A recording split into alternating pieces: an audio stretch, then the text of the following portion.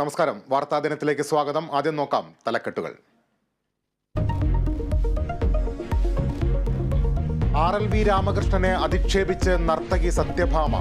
നിറവും സൗന്ദര്യവുമുള്ളവർ മാത്രമേ മോഹിനിയാട്ടം കളിക്കാവൂ. മോഹിനി ആയിരിക്കണം എപ്പോഴും മോഹിനിയാട്ടം കളിക്കുന്ന ആൾക്കാർ. ഇയാള് കണ്ടു കഴിഞ്ഞാല് കാക്കേരം നിറം, കാല് കുറച്ചിങ്ങനെ അകത്തി വെച്ച് കളിക്കുന്ന ഒരു ആർട്ട് ഫോമാണ്. ഒരു പുരുഷൻ കാലും കവിച്ച് വെച്ചിട്ട് മോഹിനിയാട്ടം കളിക്കാന്ന് പറഞ്ഞാൽ ഇതുപോലൊരു അരോചകമില്ല.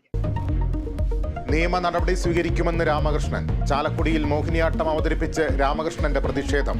സാംസ്കാരിക കേരളത്തിന് അപമാനമെന്ന് മന്ത്രി സജി ചെറിയാൻ. കാലിക്കറ്റ് VC MK ജയരാജന് സ്ഥാനത്ത് തുടരാം. പുറത്താക്കിയ ഗവർണറുടെ നടപടി സ്റ്റേ ചെയ്ത് ഹൈക്കോടതി. ഇടക്കാല ഉത്തരവ് VC-മാർ നൽകിയ ഹർജിയിൽ. സംസ്കൃത സർവകലാശാല VC-യുടെ ചുമതല KK ഗീതകുമാരിക്ക് നൽകി ഗവർണർ.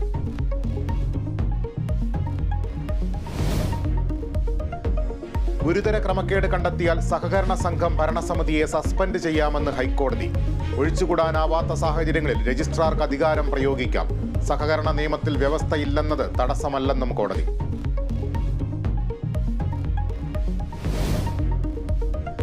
പൗരത്വ ഭേദഗതി നിയമത്തിനെതിരെ മുഖ്യമന്ത്രിയുടെ നേതൃത്വത്തിൽ ബഹുജന റാലി.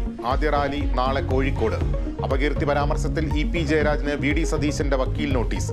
നടപടി സതീശൻ അശ്ലീല വീഡിയോ നിർമ്മിക്കുന്നതിൽ വിദഗ്ധനെന്ന പരാമർശത്തിൽ.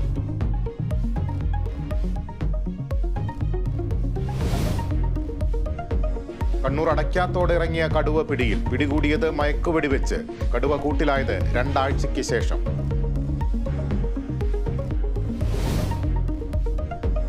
ചെന്നൈ സൂപ്പർ കിങ്സിൽ തലമാറ്റം. നായക പദവിയൊഴിഞ്ഞ് MS ധോണി. യുവതാരം ഋതുരാജ് ഗെയ്ക്വാദ് പുതിയ നായകൻ.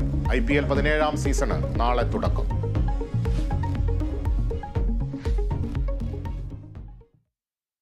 വാർത്തകളിലേക്ക് വിശദമായി. കലാഭവൻ മണിയുടെ സഹോദരനും നർത്തകനുമായ ഡോക്ടർ RLV രാമകൃഷ്ണനു നേരെ ജാതി വർണ്ണ അധിക്ഷേപവുമായി നർത്തകി സത്യഭാമ. രാമകൃഷ്ണന് കാക്കയുടെ